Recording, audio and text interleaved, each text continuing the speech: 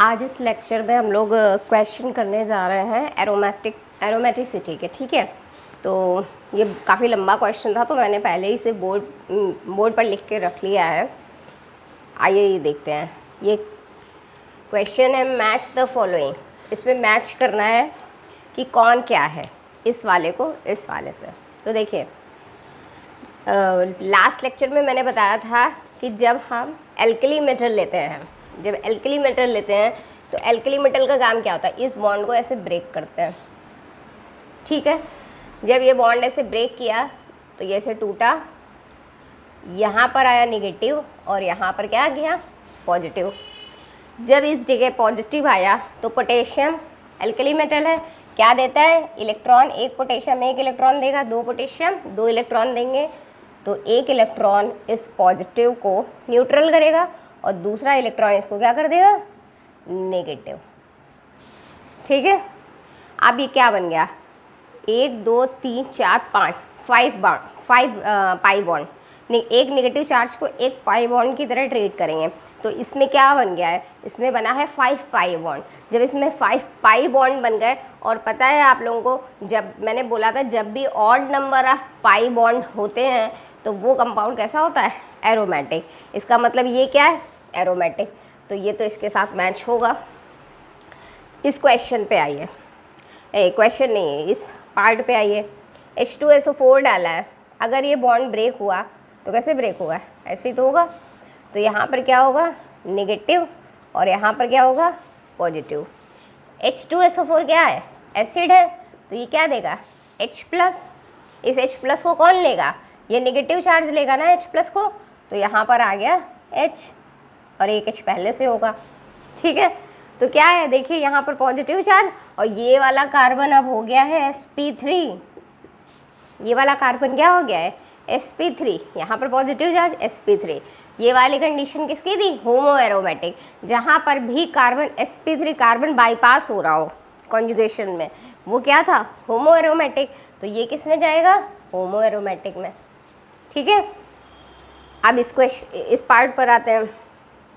इसमें electrocyclic reaction कराएंगे।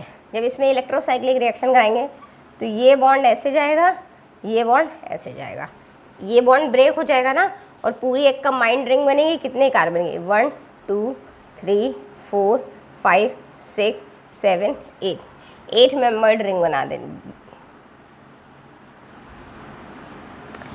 ठीक है, 1 2 3 4 5 6 7 8। 1 पे कुछ नहीं, 1 और 2 के बीच में डबल बॉन्ड है। 3 और 4 के बीच में डबल बॉन्ड है। 5 और 6 के बीच में डबल बॉन्ड है। 7 और 8 के बीच में डबल बॉन्ड है। ये बना। अगर ये नहीं आ रहा है आप लोगों को तो ये हम लोग करेंगे पेरीसाइक्लिक, जब पढ़ेंगे उसमें ये करेंगे। ठीक है, तो ये ऐसे बनेगा। और ये पता है आप लोगों को, ये क्या होता है, ये टफ शेप्ड होता है ना, टफ शेप हो गया। और टफ शेप वाला क्या था, नॉन एरोमेटिक। तो ये क्या हो गया, नॉन एरोमेटिक। तो ये तो इसके साथ सही मैच है। इस वाले पे आए, अगर पूछा जाए अभी ये क्या है, तो 1 2 3 4 5 6 7 odd number of pi bond है। और odd number of pi bond होने का मतलब ये क्या है, एरोमेटिक।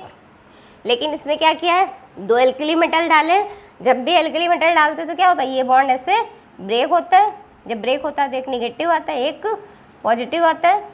ठीक है, निगेटिव तो अपनी जगह पर ही रहेगा, और पॉजिटिव को क्या होगा, पोटेशियम इलेक्ट्रॉन देगा। तो एक से ये न्यूट्रल हुआ, दूसरे से क्या हो गया, नेगेटिव।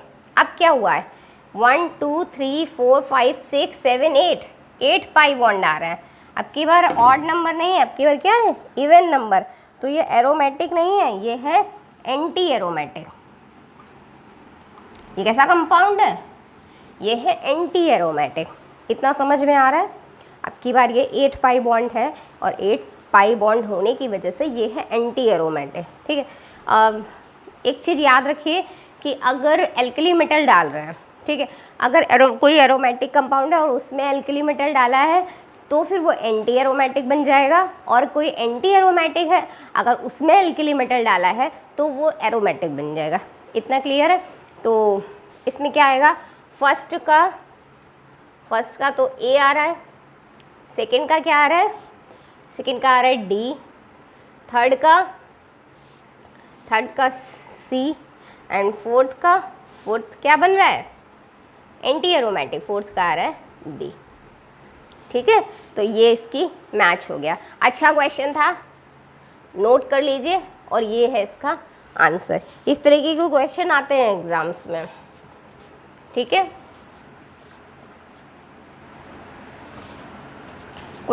सेकेंड क्वेश्चन पे आते हैं।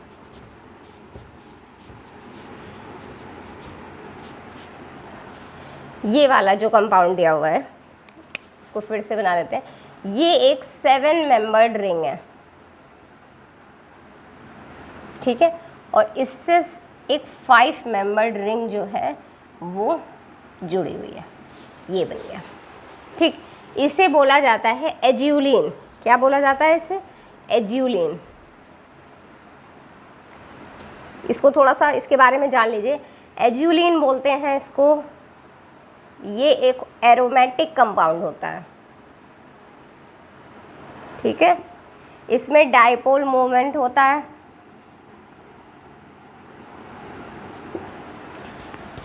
ये एक्चुअली एग्जिस्ट ऐसे करता है, इसका ये बॉन्ड ऐसे ब्रेक होता है, चार्ज सेपरेशन होता है इसमें।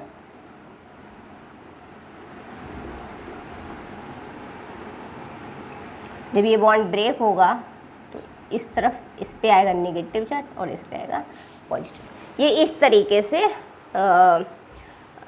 एग्जिस्ट करता है। तो एक क्वेश्चन मैंने कभी पढ़ा था कि एज्यूलिन जो है वो इस तरीके से क्यों एग्जिस्ट करता है, इस तरीके से क्यों नहीं एग्जिस्ट करता है। तो उसका रीज़न है कि जब वो इस तरीके से एग्जिस्ट करता है तो वो एरोमेटिक हो जाता है। ठीक है, गिन सकते हैं आप 1 2 3 4 5 5 पाई बॉन्ड, 1 2 3 4 5 5 पाई बॉन्ड। लेकिन क्या हुआ, जब यहाँ पर नेगेटिव चार्ज आ गया तो ये नेगेटिव चार्ज इधर भी है और इधर भी है। ठीक है, तो ये बनता है एरोमेटिक कंपाउंड। ठीक, अब देखिए ये इस तरीके से बनने, जब ये बनता है इसका एक रीज़न है।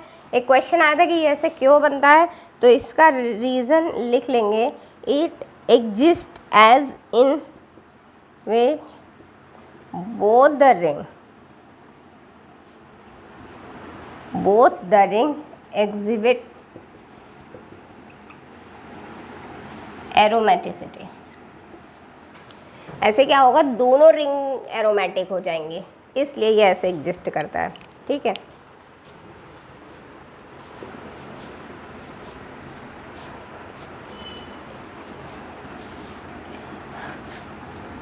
अब ये वाले क्वेश्चन पे देखते हैं। Compound which give precipitate on warming with aqueous AgNO3। इनमें से कौन ऐसा है जो एक्वस AgNO3 डालने पर प्रेसिपिटेट देगा।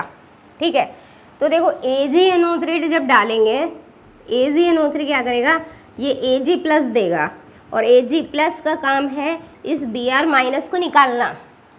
ये थोड़ा सा याद रखिएगा कि ये Ag+ जो है ये क्या करता है, Br- को बाहर निकाल देता है। तो जब ये बाहर निकालेगा तो इस पे क्या बनेगा, इस पे आया पॉजिटिव चार्ज, इस पे क्या, इस पे भी आया पॉजिटिव चार्ज, इस पे ये भी आया पॉजिटिव चार्ज।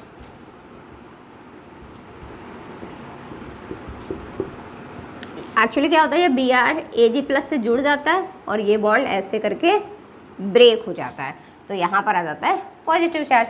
सॉरी, इस Br को भी हटाएंगे तो इस पर भी क्या आएगा, पॉजिटिव चार्ज। अब देखिए, compound which give precipitate on warming with aqueous AgNO3। Aqueous AgNO3 डालने पर कौन प्रेसिपिटेट देगा, तो देखिए सबसे स्टेबल कंपाउंड एरोमेटिक होते हैं। वो कंपाउंड जो एरोमेटिक बनते हैं वो सबसे ज़्यादा स्टेबल होते हैं, और सबसे ख़राब कंपाउंड वो होते हैं जो एंटी एरोमेटिक बनते हैं। ठीक है, तो अगर Br निकालने के बाद कोई एरोमेटिक बन रहा है, ठीक है, तो वो सबसे ज़्यादा स्टेबल होगा। इसमें देखो, जब Br निकाला तो यहाँ पर पॉजिटिव चार्ज आ गया, 2 4 6 ये पहले भी एरोमेटिक, अभी भी एरोमेटिक, 2 to 4 ये तो एंटी एरोमेटिक है, ये बिल्कुल AgNO3 से रिएक्शन नहीं करेगा।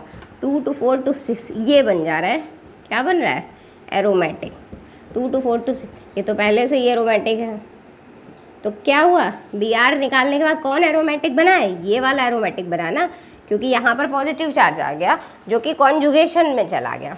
ठीक है, अभी ये sp3 था, अब यहाँ पर पॉजिटिव चार्ज आने की वजह से ये sp2 हो गया, तो ये क्या बन गया है, एरोमेटिक। तो AgNO3 डालने पर कौन एरोमेटिक बन रहा है, ये बन रहा है ना, इसका फ़ायदा हो रहा है, ये नॉन एरोमेटिक से एरोमेटिक बन रहा है। ठीक, तो ये क्या होगा, ये प्रेसिपिटेट देगा। Okay,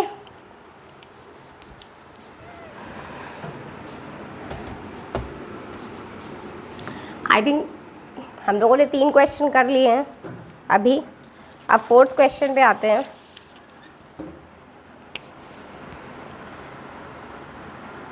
Among the carbocation given below,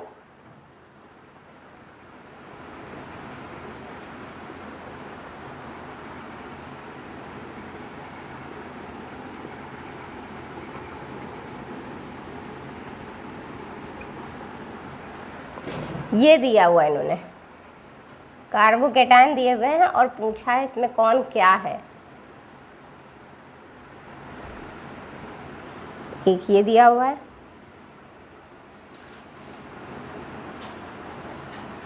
दूसरा ये दिया हुआ है और तीसरा ये दिया हुआ। ठीक है, ये कार्बोकेटाइन दिए हुए, इसमें पूछा गया कौन एंटी एरोमेटिक है कि एरोमेटिक है कि होमो एरोमेटिक है। ये ऑप्शन में थे, मैंने ऑप्शन नहीं लिखे।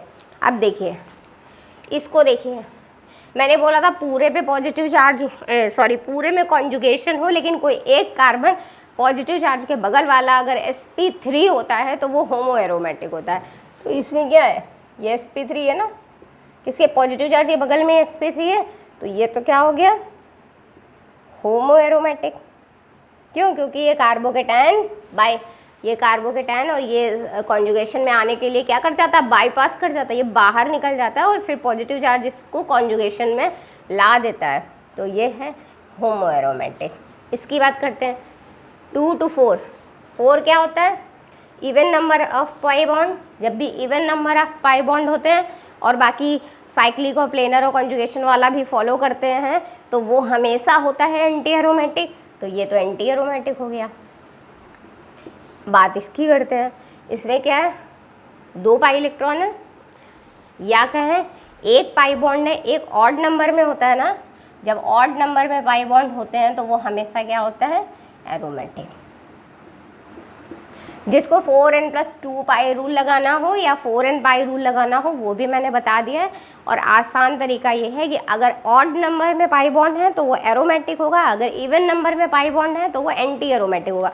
थोड़ा सा याद करने के लिए, एरोमेटिक बड़ा पॉजिटिव वर्ड लगता है ना, तो एरोमेटिक पॉजिटिव वर्ड है लेकिन उसके साथ क्या जुड़ा है, नेगेटिव वर्ड ऑड। ठीक है, तो अगर odd number of pi bond आते हैं तो वो एरोमेटिक होगा, अगर वो even number of pi bond आते हैं तो वो हमेशा एंटी एरोमेटिक होगा। तो ये क्वेश्चन क्लियर हो गया। नेक्स्ट आते हैं,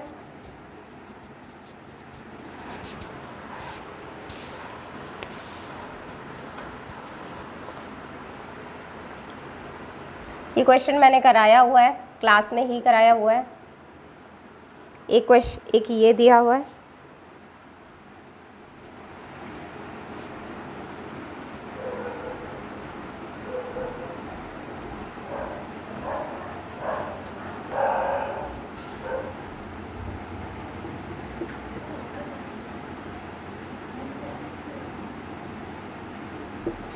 ठीक है।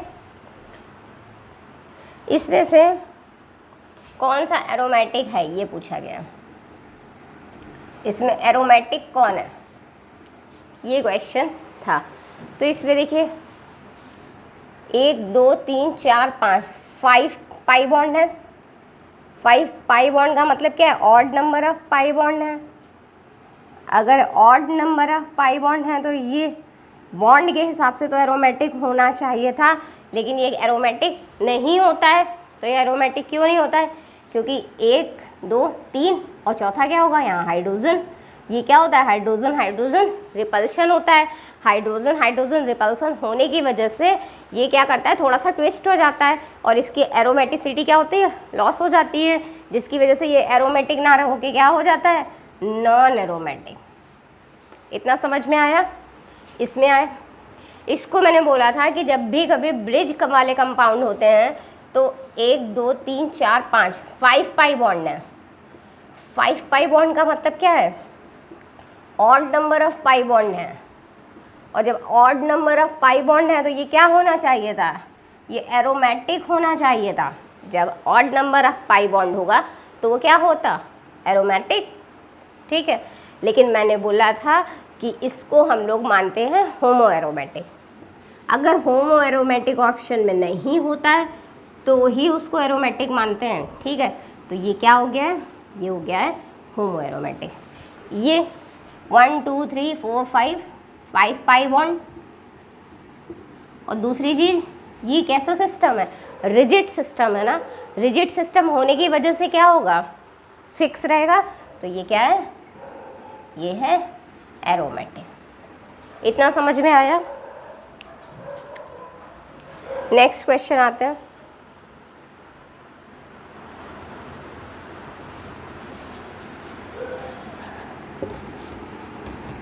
ये सारे क्वेश्चन नेट और गेट के ही हैं।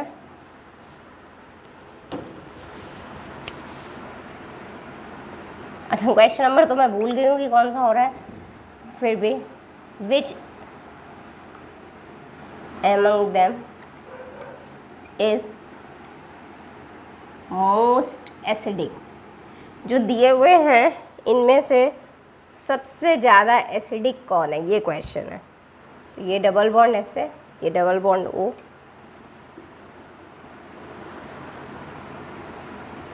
ये डबल बॉन्ड ओ,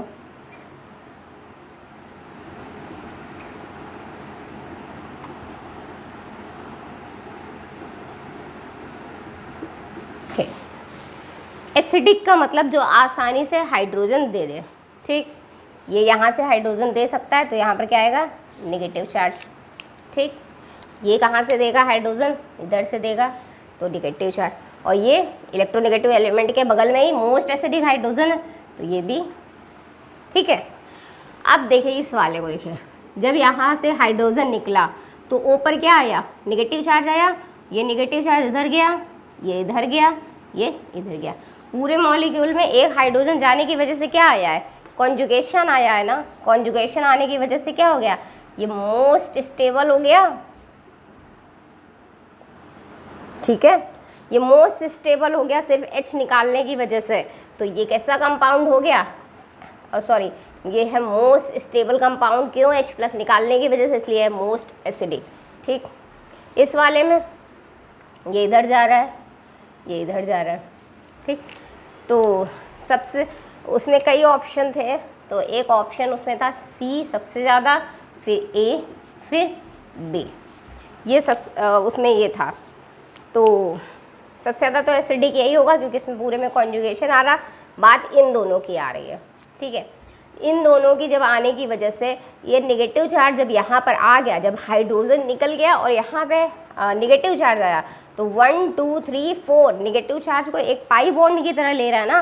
तो 1 2 3 4 4 पाई बॉन्ड आ रहे हैं। और 4 पाई बॉन्ड क्या होता है? Anti aromatic. तो ये हाइड्रोजन देने के बाद एंटी एरोमेटिक बन रहा है।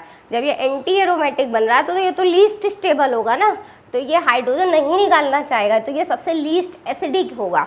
और इसमें इसकी वजह से थोड़ा सा कॉन्जुगेशन आ रहा है, तो सबसे मतलब एटलीस्ट ये एंटी एरोमेटिक तो नहीं हो रहा है ना।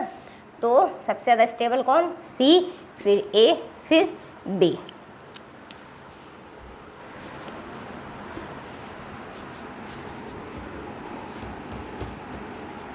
नेक्स्ट क्वेश्चन में आते हैं। Which has lowest energy barrier for cis trans isomerisation? ये क्वेश्चन है और ऑप्शन दे रखे हैं।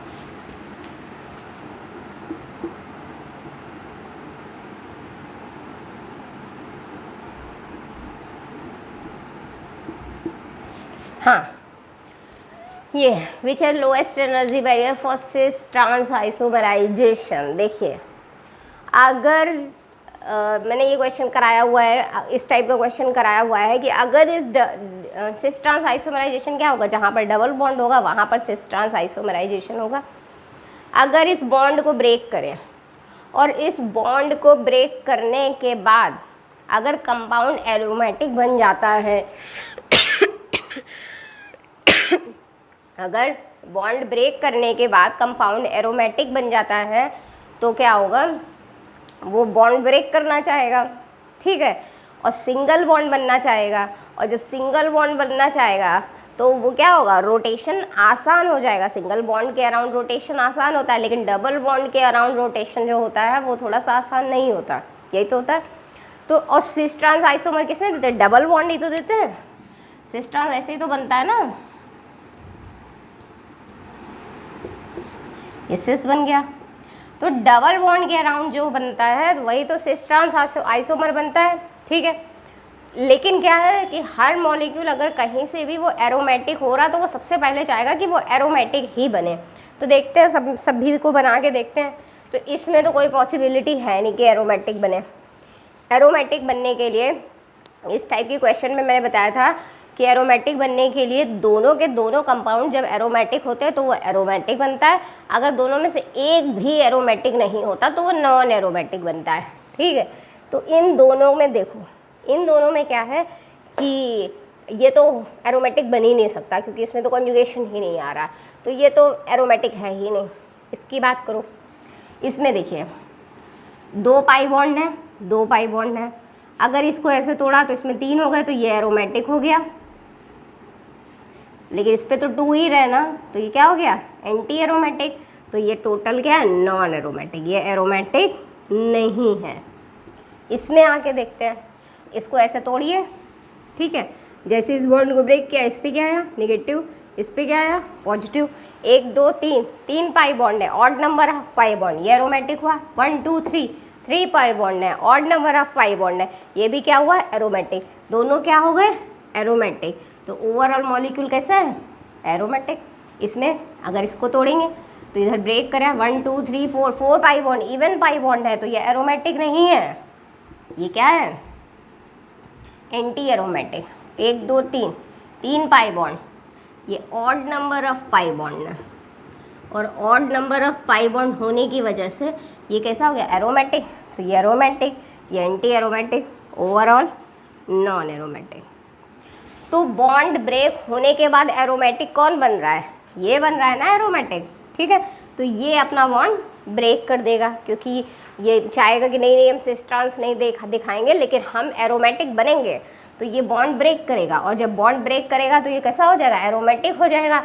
और जब एरोमेटिक बॉन्ड ब्रेक होने की वजह से ये आसानी से मूव कर लेगा, ठीक। और आसानी से मूव करने की वजह से इसमें क्या है, lowest energy barrier for cis trans. ये इसमें क्या होगा, ये सिस ट्रांस नहीं देगा, ये आराम से मूव करेगा।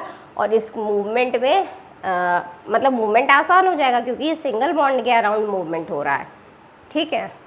तो इसका ऑप्शन क्या हो गया, ये थर्ड हो गया।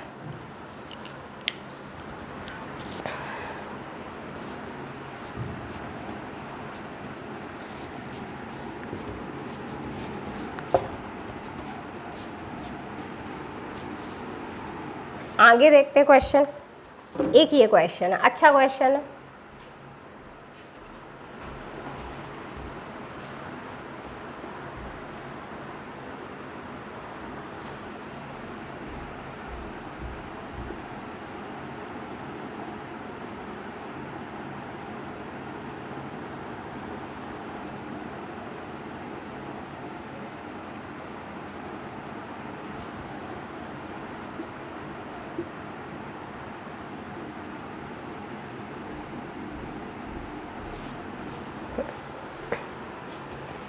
इसमें सब बताना है कौन क्या है। अभी ये छोड़, ये वाले पे देखो, ये वाला कार्बन कैसा है, sp3।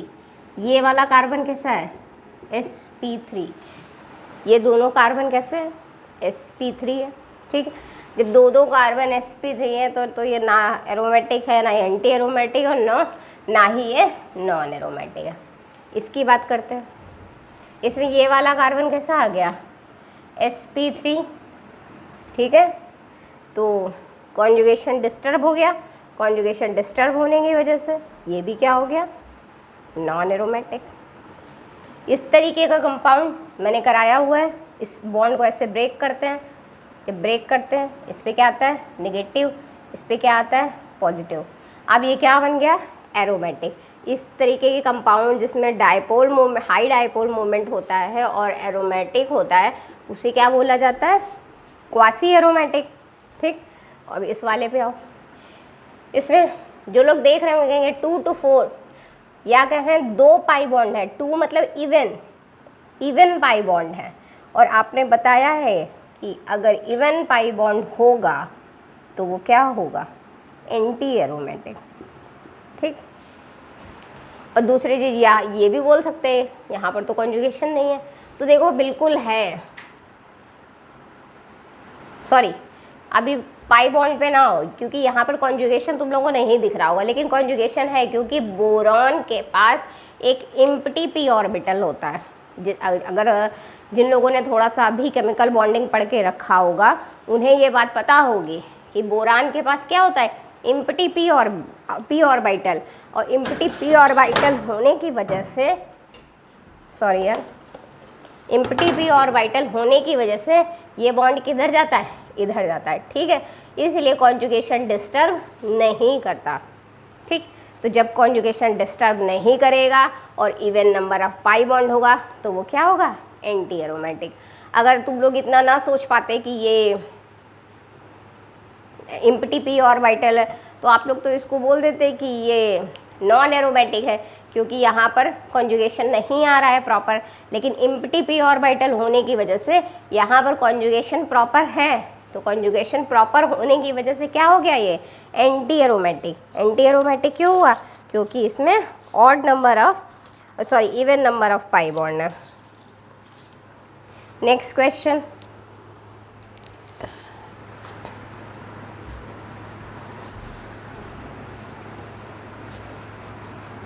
ये सारे क्वेश्चन नेट और गेट में आए हुए क्वेश्चन हैं, अच्छे क्वेश्चन हैं, और कल एरोमेटिसिटी कंप्लीट हो जाएगी। ये क्वेश्चन देखिए,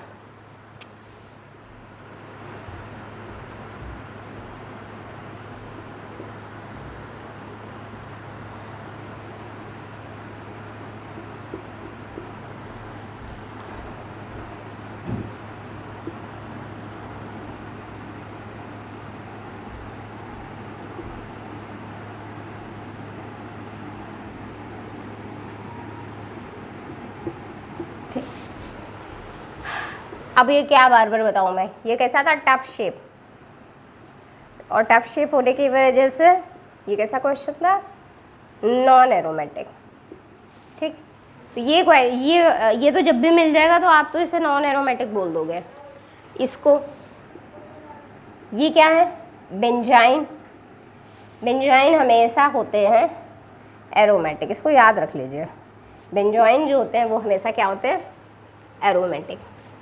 इसमें देखिए 2 पाई बॉन्ड है, 2 पाई बॉन्ड होने का मतलब क्या है, इवन पाई बॉन्ड, और इवन पाई बॉन्ड होंगे जब भी तो वो क्या होता है, एंटी एरोमेटिक।